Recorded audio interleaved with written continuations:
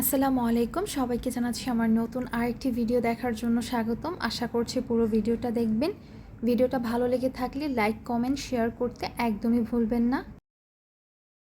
আজকে অনেক সকালে ঘুম থেকে উঠে পড়েছি। তো বাহিরের পরিবেশটা দেখায় অনেক বেশি নীরব ছিল, তারপর অনেক বেশি ঠান্ডাও ছিল। আজকে দুপুরে অনেক বেশি বৃষ্টি হয়েছিল। ইচ্ছে ছিল ভিজবো, বাট আর ভেজা হয়নি। তো আজকে সব কয়টা গাছে পানি দিব, অনেক দিন ধরে দেওয়া হয় না। আর এখন কেন জানি না আমার কাছে গাছ অনেক বেশি ভালো লাগে। আগে তেমন একটা ভালো লাগতো না, বাট এখন চেষ্টা করি গাছের যত্ন নেওয়ার। তো তারপর আমি একটু ফ্রেশ হয়ে নিব। এখানে আমি সাবান দিয়ে মুখটা ক্লিন করে নিব। আর এই সাবানটা কিন্তু অনেক বেশি ভালো, ফেসটাকে একদম ডিপলি ক্লিন করে। তারপর এই যে ব্রাশ করে নিলাম।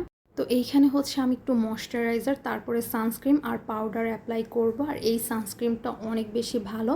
আর এটা কিন্তু বেবি পাউডার, যেটা আমার ফেসে অনেক ভালো মানিয়েছে।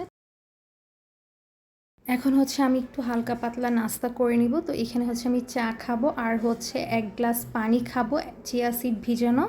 আর আজকে আমি চিড়া ভাজা দিয়ে চা খাবো। এটা আমার কাছে অনেক বেশি ভালো লাগে।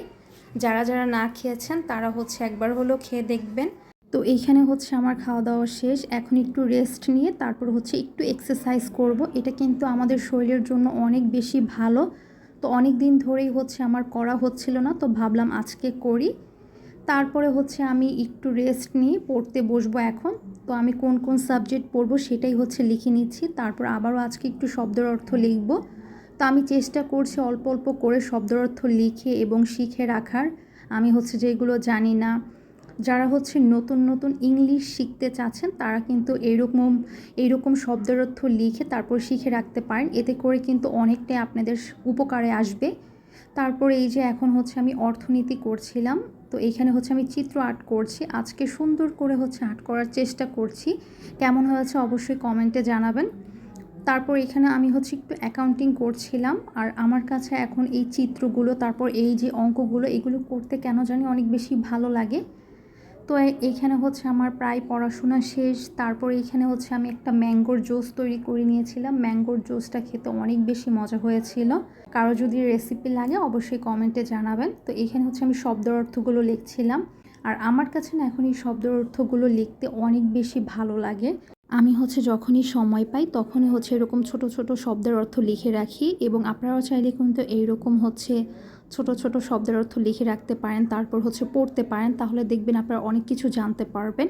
এটা আপনাদের সুবিধার্থে বললাম। এখানে একটা আমার পার্সেল এসেছিল, ওইটাই একটু আনবক্সিং করছিলাম। আর এইখানে আমি একটা সানস্ক্রিন অর্ডার দিয়েছিলাম। এটা নিয়ে আমার দ্বিতীয়বার।